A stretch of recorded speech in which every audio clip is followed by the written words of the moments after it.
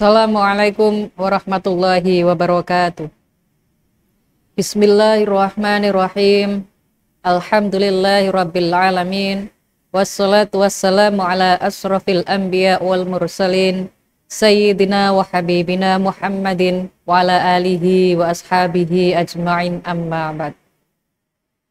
Pemirsa KM5 Channel, alhamdulillah kita berjumpa lagi dengan saya dalam program Sahira, Sajian Hikmah Ramadan. Pada pertemuan kali ini kita masih membahas tentang karamah Syekh Abdul Qadir Jilani. Tentunya dalam setiap karamah beliau kita nanti pasti akan mendapatkan pelajaran apa yang bisa kita petik untuk kehidupan sehari-hari. Bismillahirrahmanirrahim. Hadratus Syekh ahyan maitan biqaulihi kum biidnillah.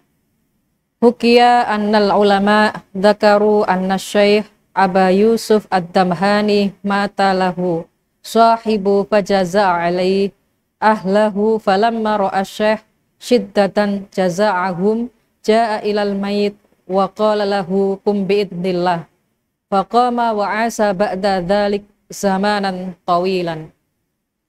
Jadi suatu ketika itu diceritakan bahwa Syekh Abu Yusuf meninggal dunia dan kemudian saudaranya atau keluarganya ini sangat merasa susah sekali.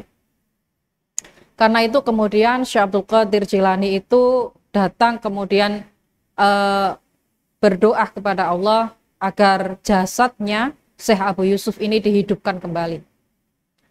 Nah, ini menurut saya adalah merupakan tawasul. Jadi seseorang itu jika meminta kepada Allah melalui perantara orang yang terdekat kepada Allah. Banyak sekali contoh-contoh karamah Syekh Abdul Qadir Jilani itu yang menerangkan tentang tawasul kepada beliau. Di antaranya banyak sekali juga peristiwa atau kisah yang sangat menakjubkan menghidupkan orang yang sudah meninggal dunia dalam lautan, atau juga merubah jenis kelamin bayi perempuan menjadi bayi laki-laki, dan sebagainya masih banyak lagi.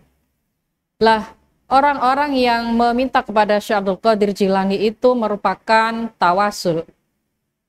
Jadi tawasul itu sebetulnya tidak hanya kita memohon kepada Allah untuk mengabulkan segala hajat kita dengan sangat cepat, atau mengabulkan segala hajat kita dengan sesuai apa yang kita harapkan.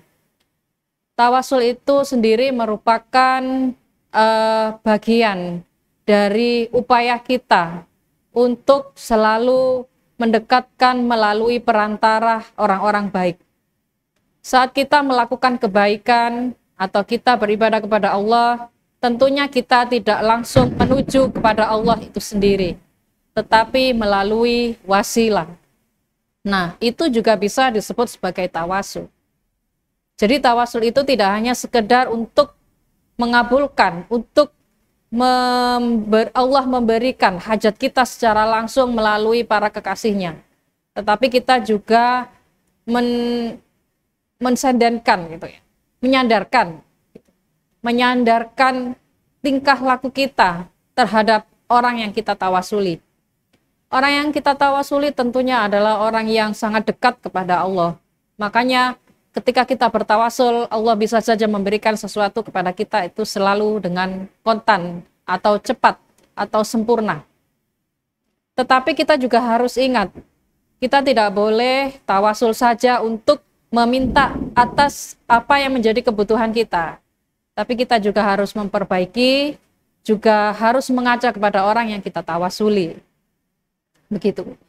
Nah, di sini Syekh Abdul Qadir juga memiliki karamah yang sangat banyak sekali, yang itu menunjukkan beberapa orang tawasul kepada beliau.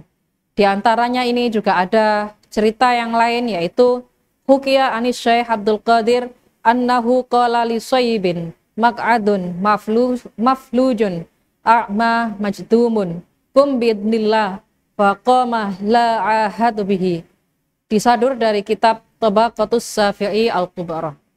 Jadi pada kisah yang lain itu juga diceritakan ada seorang anak yang duduk, dia kemudian dalam kondisi lumpuh, kondisinya buta, dan kondisinya juga tuli.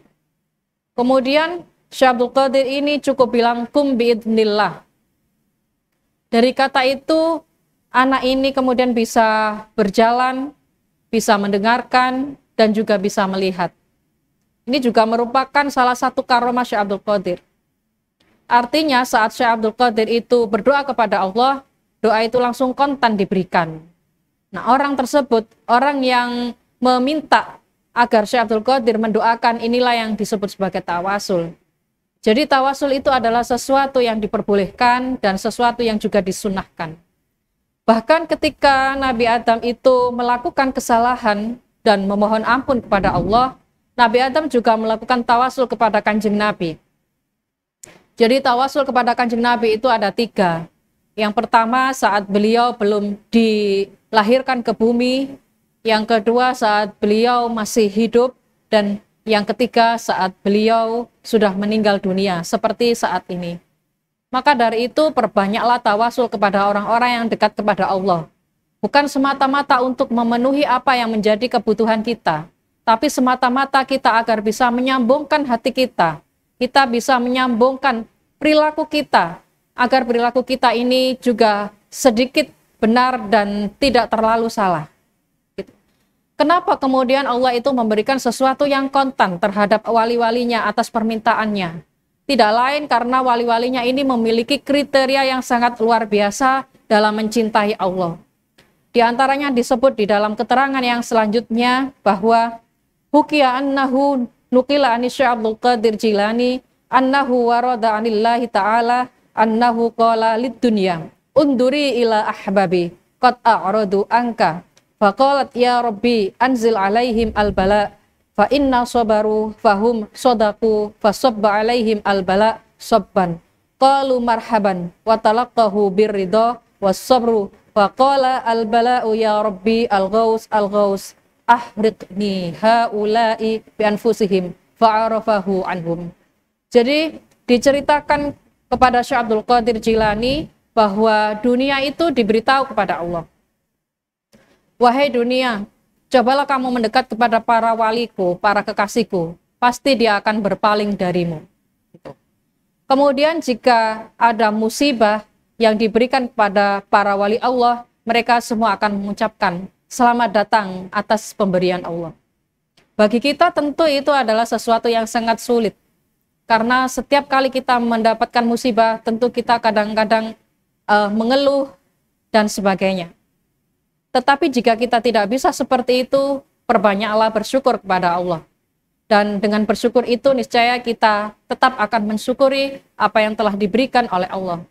Inilah yang menjadi kriteria salah satu komponen yang membuat Allah memberikan kontan apa yang diminta oleh para wali-walinya.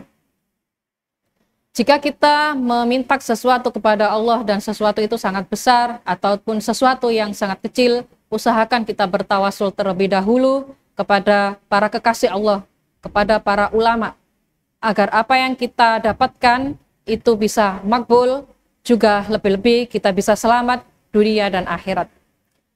Karena inti dari tawasul itu sebetulnya bukan hanya sekedar